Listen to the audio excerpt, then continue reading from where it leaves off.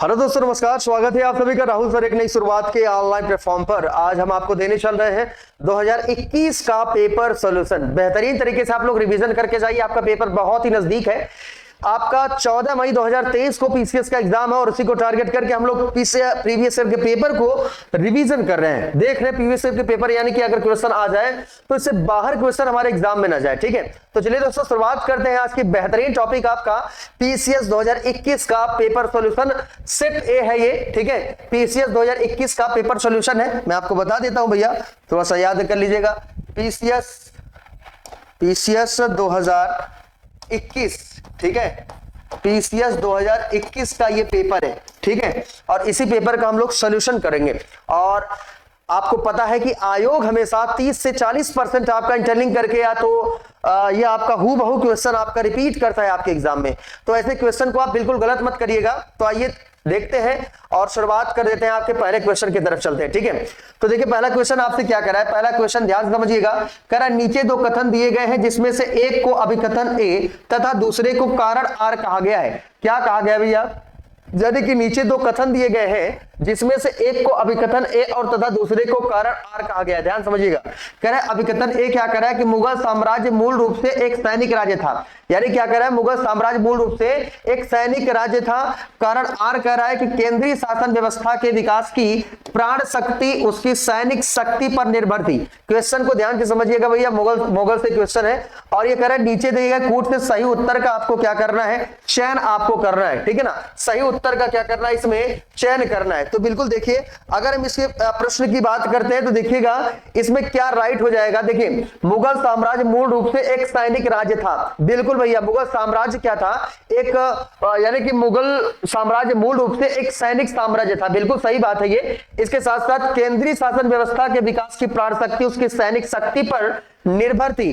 बिल्कुल ये भी आपका सही बात है। तो भैया देखिए क्या हो जाएगा, ए आर दोनों सत्य है और एक ही सही व्याख्या करता है। ठीक है ना, आर एक ही क्या करता है, सही व्याख्या करता है। इसीलिए आपका ऑप्शन नंबर ए क्या हो जाएगा, आपका राइट आंसर हो जाएगा। ठीक है, रिवीजन करिए, बस ये सब देखते रहिए। क्वेश्चन जो आपके एग्जाम में हूबहू छप के हो सकता है, में भी आ जाए। ठीक है, तो आइए देखिए अगले प्रश्न की तरफ चलते हैं। अगला प्रश्न देखिए कि आपसे क्या कह रहा है।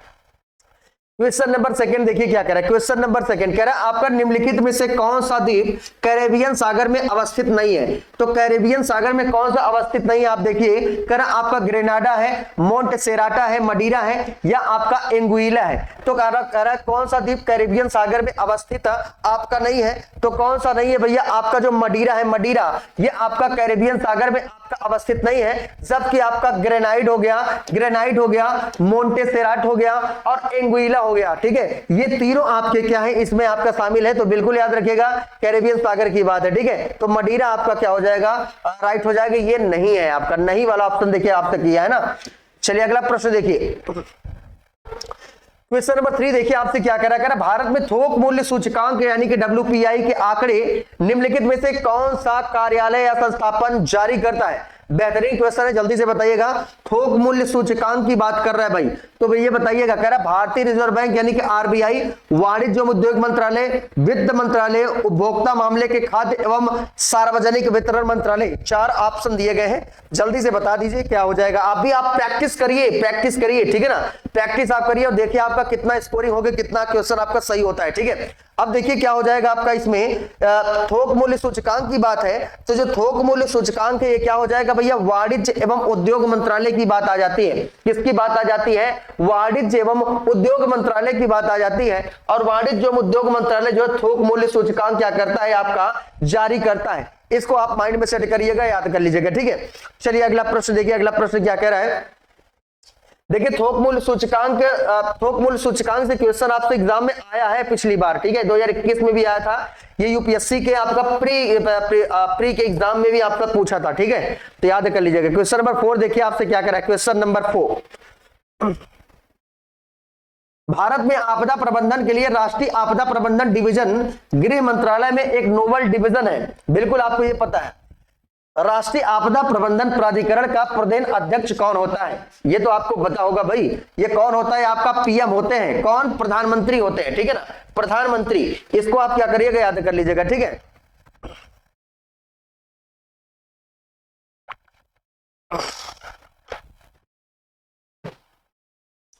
चलिए देखो भैया, प्रधानमंत्री की बात तो आ गई। अब थोड़ा सा इसके बारे में हम आइए देख लेते हैं क्या क्या प्रश्न आपसे इससे बनते हैं। ठीक है, अब देखिए आपदा प्रबंधन का तो प्रधानमंत्री हो गया, लेकिन इसके साथ साथ अगर आपसे पूछेगा कि भैया जैसे नीति आयोग से कनेक्ट मैं कर दूं, योजना आयोग से कनेक्ट कर दूं, तो ये भी आप याद रखिएगा, योजना आयोग का अध्यक्ष या नीति आयोग का अध्यक्ष, ठीक है, नीति आयोग का अध्यक्ष भी आपका प्रधानमंत्री होता है। नीति आयोग का अध्यक्ष भी कौन होता है? पीएम होता है। ठीक है, ये तो आपको पता होगा भाई, बहुत इजीली बात है, कई बार आप लोगों ने सुना होगा। ठीक है, बात आ जाती है किसकी? नीति की आ जाती है। नीति, आप देखना नीति क्या होता है इसके बारे में समझिए। National institute for transforming India, यहां पर मैं लिख देता हूं, थोड़ा सा पेज में लिखना चाहता हूं, पेज में लिख दूं, चलिए पेज में लिख देते हैं। क्या है आपका नीति का फुल फॉर्म देख लीजिए, नीति। ठीक है, नीति का मतलब समझिए क्या होता है, जैसे नेशनल इंस्टीट्यूट फॉर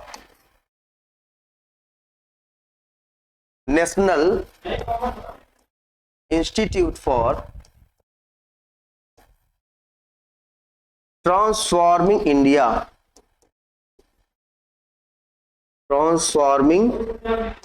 इंडिया, ठीक है, नीति बोलते हैं। और जो नीति है इसका स्थापना कब हुआ था इसके बारे में समझ लीजिए। योजना आयोग के स्थान पर, किसके स्थान पर? योजना आयोग के स्थान पर। ये क्या हुआ था? योजना आयोग के स्थान पर किसकी स्थापना हुआ था भैया? नीति आयोग का। ठीक है ना, ये स्थापना कब हुआ था? 2015 में हुआ था नीति आयोग की स्थापना। ठीक है, जो कि इसके अध्यक्ष आपके कौन होते हैं? पीएम होते हैं। अध्यक्ष आपके कौन होते हैं? आपके पीएम होते हैं। करेंट में क्वेश्चन जो बनेंगे आप देख लीजिएगा।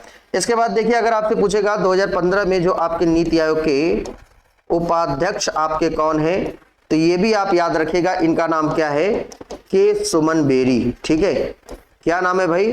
के सुमन बेरी। ये क्या है? नीति आयोग के उपाध्यक्ष है। ठीक है, इसके बाद नीति आयोग के सीईओ पूछेगा तो आप वी आर सुब्रमण्यम। ठीक है,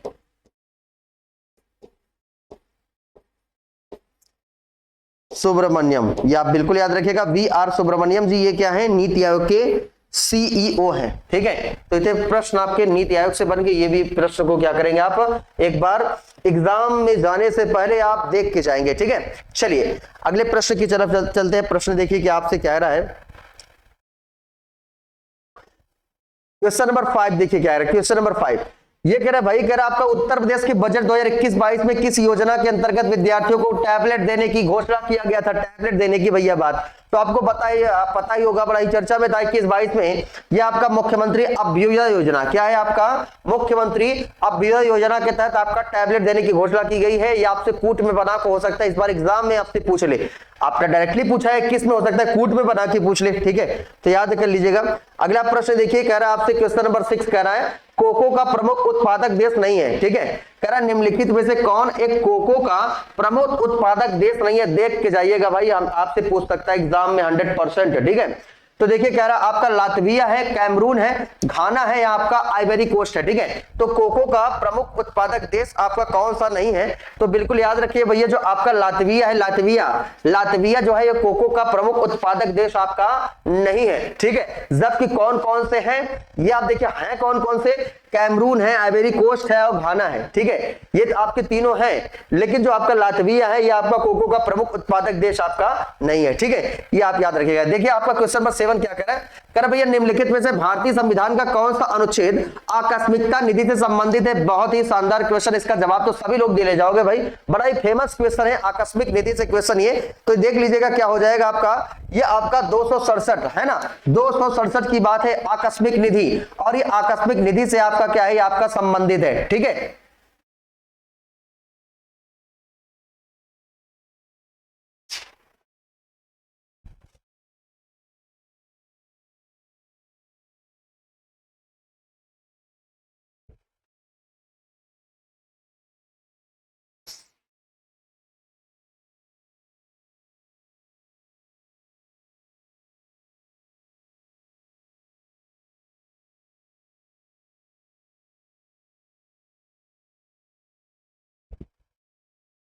ठीक है। तो चलिए इसको आप देख लीजिएगा, आर्टिकल 267, ठीक है। अगले संचित निधि किसमें, संचित निधि, संचित निधि आर्टिकल 266 में, ये भी आप याद रखिएगा। एक है आपका संचित निधि, संचित निधि, और संचित निधि किसमें आपका 266 में, ठीक है। और आकस्मिक निधि आर्टिकल 267 में, दोनों को दोनों याद रखिएगा, पूछ सकता है आपसे एग्जाम में, ठीक है। क्वेश्चन नंबर 8 देखिए क्या कह रहा है। क्वेश्चन नंबर 8, ये तो पुराना वाला विषय है, पुराना विषय है तो में भी हो सकता है, पूछ भी सकता, नहीं भी सकता। देखिए आपका विश्व युवा कौशल दिवस 2021 का विषय क्या है। 2021 का जो विषय था वो क्या था भैया, ये आप देख लीजिएगा। कह रहा है यंग पीपुल एंड एंटरप्रेन्योरशिप, ठीक है। ये क्या था, विश्व युवा कौशल दिवस 2021 का विषय का थीम था, ठीक है, याद रखिएगा। अगला प्रश्न देखिए, क्वेश्चन नंबर 9 क्या कह रहा है। क्वेश्चन नंबर 9, करंट को देख लीजिएगा, रिवीजन ऐसे ही कर लीजिएगा, इतना पुराना करंट नहीं पूछेगा। ये कर आपका कोविड-19 महामारी की दूसरी लहर के समय किस संस्थान में नाइट्रोजन जनरेटर को ऑक्सीजन जनरेटर में बदलने का प्रदर्शन किया गया था। तो नाइट्रोजन जनरेटर को एक किस में बदल रहा है, आपका ऑक्सीजन जनरेटर में, ठीक है। तो ये नाइट्रोजन जनरेटर को ऑक्सीजन जनरेटर में बदलने की प्रक्रिया भारतीय विज्ञान संस्थान बेंगलुरु, आईआईटी मुंबई, आईआईटी मद्रास या आपका आईआईटी कानपुर। तो बिल्कुल देखिएगा भैया क्या हो जाएगा आपका ये राइट आंसर। तो आप आईआईटी बॉम्बे की बात है, किसकी बात है, आईआईटी बम्बई। और आईआईटी बम्बई ने क्या किया था, आपका नाइट्रोजन जनरेटर को ऑक्सीजन जनरेटर में कन्वर्ट किया था। क्यों, क्योंकि उस समय कोविड-19 के दौरान ऑक्सीजन की बहुत सख्त आवश्यकता थी, है ना। सभी को पता है कोविड-19 की बहुत खतरनाक डेंजरस लहर आपका चल रहा था, है ना। चलो भैया अगला प्रश्न देखो क्या कह रहा है। क्वेश्चन नंबर 10 आपसे, क्वेश्चन नंबर 10 को देखिएगा। ये कर आपसे निम्नलिखित में से कौन सा कारण भारत के उत्तर पश्चिमी भाग में शीत ऋतु में होने वाली वर्षा के लिए उत्तरदायी है। तो बिल्कुल बताइए भैया कौन सी आपका उत्तरदायी है। बड़ा ही फेमस क्वेश्चन है। क्वेश्चन नंबर 10 बिल्कुल जवाब दीजिएगा। तो पश्चिमी विक्षोभ हो जाएगा। क्या हो जाएगा भैया आपका पश्चिमी विक्षोभ। अब पश्चिमी विक्षोभ के कारण जो है उत्तर पश्चिम भाग में आपका शीत ऋतु में होने वाली वर्षा के लिए क्या है भैया, ये आपका उत्तरदायी है। इसको भी आप क्या करेंगे भैया, याद कर ले जाएंगे, ठीक है। चलिए ज्योग्राफी से क्वेश्चन है ये। अगला प्रश्न देखिए क्वेश्चन नंबर 11 क्या कह रहा है आपका, फ्लाई ऐश प्रदूषक होता है। तो बताइए फ्लाई ऐश जो प्रदूषक होता है ये किसका होता है। कह रहा है तेल शोधन से, उर्वरक उद्योग से, ताप विद्युत संयंत्र से या आपका खनन से। फटाफट हम लोग रिवीजन कर रहे हैं, समझ रहे हैं ना। पूरे पेपर को हम लोग, पूरे साल के पेपर को हम लोग रिवीजन कर रहे हैं, तो रिवीजन करना बहुत ही जरूरी है। सब प्रश्न आपके एग्जाम में रिपीट कर सकता है, ठीक है। तो फ्लाई ऐश प्रदूषक होता है। तो भैया जो फ्लाई ऐश प्रदूषक होता है ये किसका प्रदूषक होता है भैया, तो आपका किससे होता है, आपका ताप विद्युत संयंत्र से। किससे, आपका फ्लाई ऐश आपका जो प्रदूषक होता है ये किससे होता है, आपका ताप विद्युत संयंत्र से, ठीक है।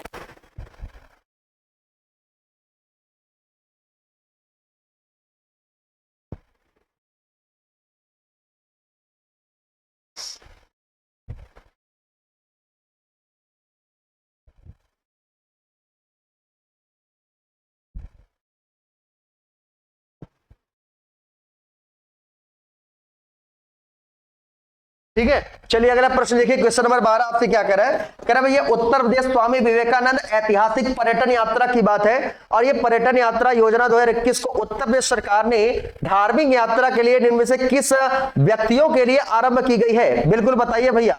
ये स्वामी विवेक, ध्यान समझ लीजिए, स्वामी विवेकानंद ऐतिहासिक पर्यटन यात्रा योजना 2021 पूछ सकता है। या तो यही पूछ सकता है कि भैया बताइए कि स्वामी विवेकानंद ऐतिहासिक पर्यटन यात्रा की शुरुआत किस वर्ष किया गया था। तो याद कर लेना भाई 2021 में किया गया था। हो सकता है यहीं से उठा के क्वेश्चन पूछ ले, ठीक है। और ये यूपी उत्तर प्रदेश गवर्नमेंट द्वारा शुरू किया गया था। धार्मिक यात्रा संबंधित है तो भैया प्रश्न तो आपके बन सकते हैं इस बार भी। तो बिल्कुल याद रखिएगा आपका मजदूरों के लिए, किसके लिए भैया, आपका मजदूरों के लिए आपका राइट हो जाएगा आपका आंसर, ठीक है। तो बिल्कुल याद रखिएगा, कह रहा आपका स्वामी विवेकानंद ऐतिहासिक पर्यटन यात्रा, ठीक है।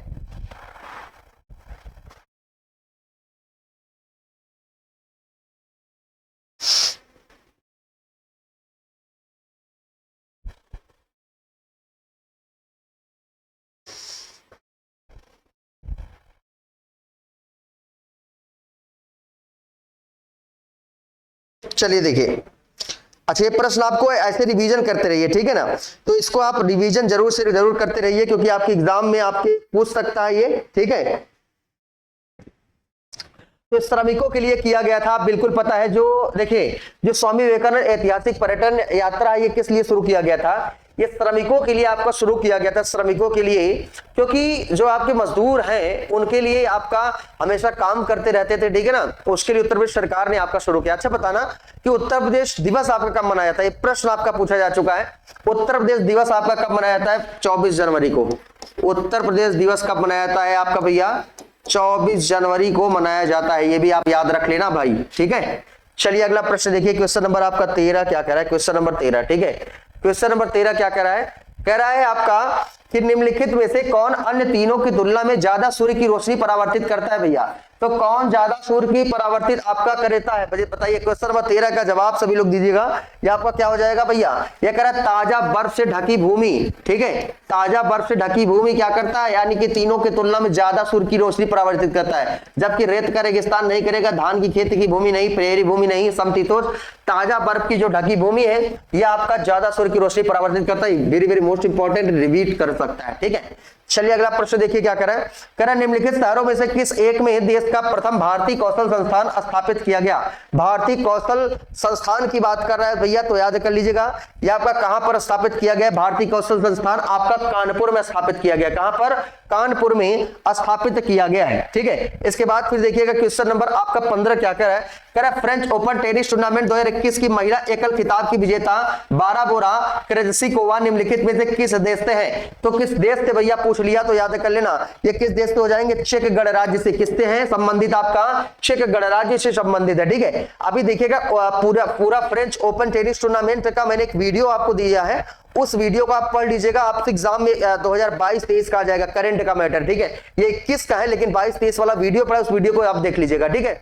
आपसे एग्जाम में जरूर से जरूर पूछेगा भैया, कई बार कह चुका हूं। चलिए अगला प्रश्न देखिए, क्वेश्चन नंबर 16 आपसे क्या कह रहा है? क्वेश्चन नंबर 16 ये कह रहा है कि निम्नलिखित में से किस व्यक्ति ने मूल अधिकारों को हमारे लोगों के लिए एक प्रतिज्ञा तथा सभ्य विश्व के साथ किया गया समझौता कहा था? बताइए आपका किसने कहा था? पंडित जवाहरलाल नेहरू ने कहा था, डॉक्टर भीमराव अंबेडकर ने, या आपका राजेंद्र प्रसाद, या डॉक्टर एस राधाकृष्णन? किसने ये आपका कहा था? तो बिल्कुल याद कर लेना भैया, डॉक्टर एस राधाकृष्णन की बात है। किसने कहा था? डॉक्टर एस राधाकृष्णन ने ये बात आपकी कही थी, ठीक है। चलिए क्वेश्चन नंबर 17 देखिए आपसे क्या कह रहा है? क्वेश्चन नंबर 17 देखिए आपसे क्या कह रहा है भैया? कह रहा आपका राइबोफ्लेविन की कमी से कौन सा रोग आपका होता है? आप देखो भैया, राइबोफ्लेविन मैंने आपको बताया था कि ये जो मैंने एक विटामिन का एक वीडियो मैंने बनाया है, विटामिन का वीडियो, ठीक है। उस विटामिन के वीडियो को आप लोग देख लीजिएगा, उससे प्रश्न आपके आ जाएंगे। देखिए प्रश्न आपसे पूछा जा चुका है विटामिन से। क्वेश्चन नंबर 17 आप देखिएगा, ये आपका क्या हो जाएगा? ये आपका चेइलोसिस हो जाएगा। क्या हो जाएगा भैया? चेइलोसिस, यानी कि राइबोफ्लेविन कमी से आपका कौन सा रोग होता है? आपका चेइलोसिस होता है, इसको आप याद रख लीजिएगा, ठीक है। स्कर्वी विटामिन सी की कमी से होता है ना, विटामिन सी की कमी से कौन सा होता है? आपका स्कर्वी होता है, ठीक है। और स्कर्वी का जो अगर स्कर्वी होता है तो ये आप याद रखिएगा। स्कर्वी साथ साथ अगर हम थोड़ा सा इसके रासायनिक नाम की अगर हम थोड़ा सा बात करेंगे, इसके रासायनिक नाम क्या है भैया? Ascorbic acid. इसका रासायनिक नाम क्या है? एस्कॉर्बिक एसिड इसका रासायनिक नाम है, एस्कॉर्बिक एसिड इसका रासायनिक नाम है, ठीक है। अब थोड़ा सा हम बात करते हैं, इसका रासायनिक नाम तो है ही, लेकिन इसकी कैसे कमी दूर होगी, स्रोत क्या क्या होने चाहिए खाने के, ठीक है। जैसे इस स्कर्वी की बात करते हैं, इसमें आप नींबू, जैसे नींबू हो गया, संतरा हो गया, ठीक है ना, नींबू संतरा जैसे आप फ्रूट्स में आप खा सकते हैं, यानी कि आंवला नींबू संतरा, यानी कि स्रोत क्या होते हैं भैया? आपका आंवला हो गया, ठीक है, आंवला। उसके बाद क्या है? आपका नींबू हो गया, ठीक है, नींबू।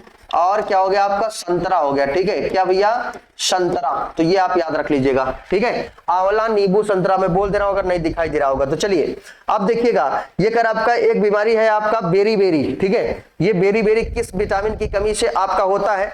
तो बताइए भैया, अगर जानते हो तो जरूर से जरूर बताइएगा, ठीक है। तो विटामिन B1 की कमी से आपका क्या होता है? आपका बेरी होता है, ठीक है। विटामिन B1 की वजह से क्या होता है? आपका बेरी आपका होता है, ठीक है। अगर बेरी की बात करते हैं, विटामिन B1 की अगर हम थोड़ा सा बात करेंगे, इसका रासायनिक नाम क्या है भैया? आपका रासायनिक नाम पूछ सकता है आपसे, तो रासायनिक नाम क्या है? ये थायमीन, ठीक है।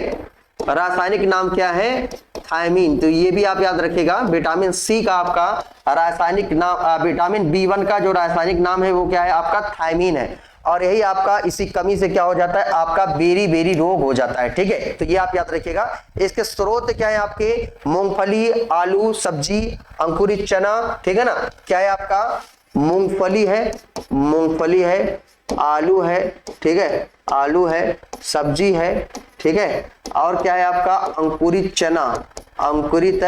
चना, ये क्या है आपके स्रोत है, इससे आपका दूर हो सकता है। ठीक है, इसकी कमियों को दूर किया जा सकता है, विटामिन B1 की कमियों को। ठीक है, तो ये आप याद रखिएगा। इसके बाद देखिए आपका एक दिया है क्या आपका,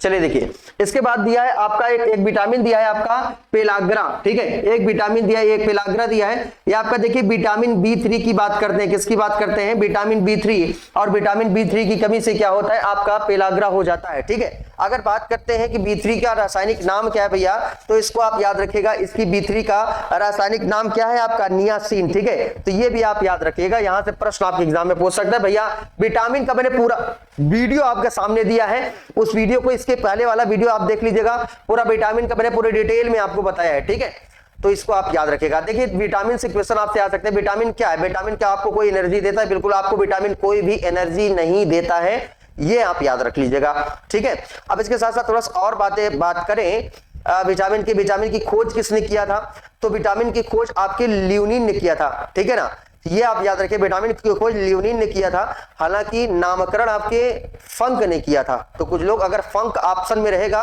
फंक और ल्यूनिन दोनों ऑप्शन में रहेगा, तो आप क्या लगाएंगे, आप ल्यूनिन लगाएंगे।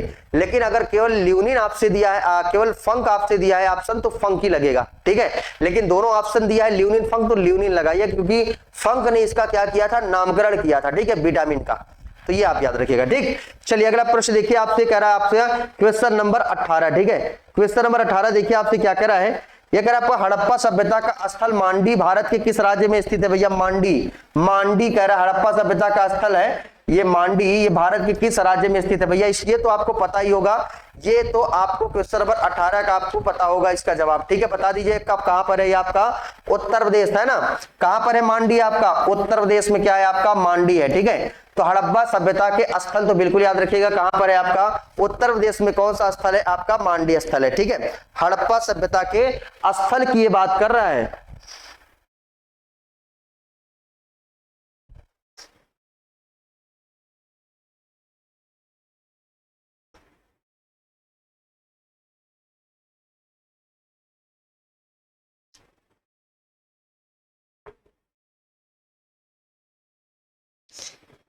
चलिए देखिए, अब थोड़ा सा कुछ बातें और कर लेते हैं हड़प्पा के साथ साथ थोड़ा सा और बात करें। हड़प्पा सभ्यता का स्थल जो मांडी है भारत के इस राज्य में आपका उत्तर प्रदेश में, इसको देखिएगा। अगर हड़प्पा सभ्यता के और स्थान की बात करते हैं, देखिएगा एक पॉइंट मैं आपको बताऊंगा, हड़प्पा सभ्यता के स्थान,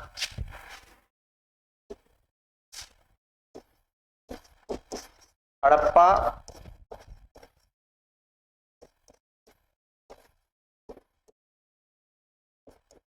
ये प्रश्न देखिए जो लिख रहा हूं, समझ लीजिए आपसे घुमा फिरा के पूछ सकता है। ठीक है, तो हड़प्पा सभ्यता के जो आपके स्थान है वो कौन कौन से हैं आपके, मोहनजोदड़ो है, कालीबंगा है, लोथल है, धौलावीरा है। ठीक है ना, मोहनजोदड़ो है, मोहनजोदड़ो,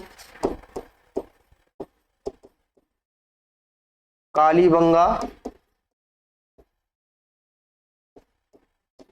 लोथल। ठीक है, ये सब देखिएगा, मोहनजोदड़ो हो गया, कालीबंगा हो गया, और कौन सा हो गया आपका, लोथल हो गया। इसके बाद आपका धौलावीरा और राखीगढ़ी। ठीक है, धौलावीरा, धौलावीरा और क्या, राखीगढ़ी। ठीक है, तो ये क्या है आपके, मोहनजोदड़ो, कालीबंगा, लोथल, धौलावीरा, राखीगढ़ी, ये हड़प्पा सभ्यता के आपके क्या है, स्थान है। ये भी आप क्या करना मेरे प्यारे भाई, याद रखिए, प्रमुख केंद्र था ये हड़प्पा सभ्यता का। ये क्या था आपका, प्रमुख केंद्र था। ठीक है ना, प्रमुख केंद्र था। चलिए अगला प्रश्न देखिए, अगले प्रश्न की तरफ चलते हैं। अगला प्रश्न आ जाइए भैया, देखिए क्वेश्चन नंबर 19 आपसे क्या करा है, क्वेश्चन नंबर 19। ठीक है, ये कह रहा आपसे निम्नलिखित में से कौन सा मच्छर वाहित नहीं है, तो मच्छर वाहित रोग आपका कौन सा नहीं है आपसे पूछ रहा है। देखिएगा कह रहा आपका डेंगू ज्वर, फाइलेरियासिस, निद्रा रोग या आपका मलेरिया, यानी कि कौन सा रोग मच्छर वाहित नहीं है, बताइए आपका क्या हो जाएगा। क्वेश्चन नंबर 19 का जवाब दीजिएगा। तो बिल्कुल देखिए आपका जो निद्रा रोग है, निद्रा रोग ये आपका क्या है, यानी कि मच्छर वाहित आपका नहीं है। मच्छर वाहित कौन कौन सा, डेंगू हो गया, फाइलेरियासिस होगी, मलेरिया हो गया। या आप देख, थोड़ा सा मैं आपको एक प्रश्न बता दूं इसमें से, ये तो आप याद कर लिए, ठीक है। तो बताइएगा आपका डेंगू किस मच्छर के काटने से फैलता है, इसका जवाब दीजिएगा। डेंगू किस मच्छर के काटने से आपका फैलता है, आपका किस मच्छर के काटने से फैलता है।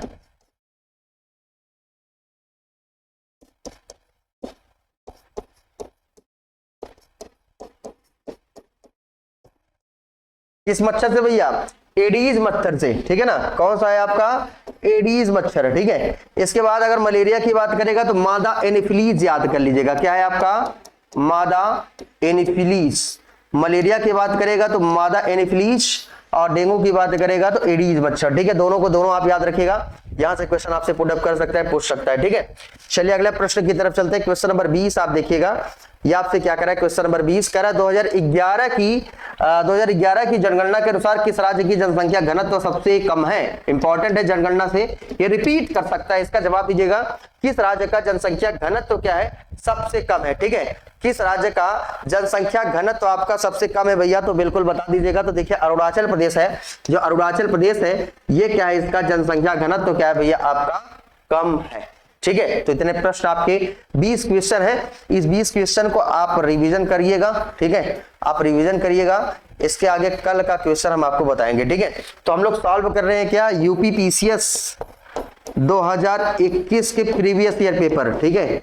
प्रीवियस ईयर पेपर हम लोग सॉल्व कर रहे हैं, पीवाईक्यू, ठीक है। तो ये आप देखिएगा प्रीवियस ईयर क्वेश्चन है आपके 2021 यूपी पीसीएस के, तो इसको हम लोग सॉल्व कर रहे हैं। आगामी जो हमारी परीक्षा होने वाले हैं 14 मई 2023 को यूपी पीसीएस का, तो सभी लोग एकदम कवर कर लिए, तैयार हो जाइए हमारे साथ प्रैक्टिस करने के लिए। ऐसे हम आपको बेहतरीन टॉपिक देते रहेंगे। जितने हमारे प्यारे स्टूडेंट हैं, जितने हमारे प्यारे भाई हैं, इसको क्या करिएगा, सेशन को सब्सक्राइब जरूर से जरूर कर लो भैया, आपका बहुत ही बड़ा सपोर्ट होगा। तो हम और बेहतर से बेहतर वीडियो और लाने का प्रयास करेंगे, क्योंकि आप लोगों से ही हमें मोटिवेशन मिलता है कि हम आपको बेहतर चीजें हम आपको बता रहे हैं, ठीक है। तो चलिए दोस्तों, मिलते हैं आपसे नेक्स्ट वीडियो में आपके अपने इसी चैनल राहुल सर एक नई शुरुआत पे। तब तक के लिए दोस्तों, जय हिंद, गुड बाय।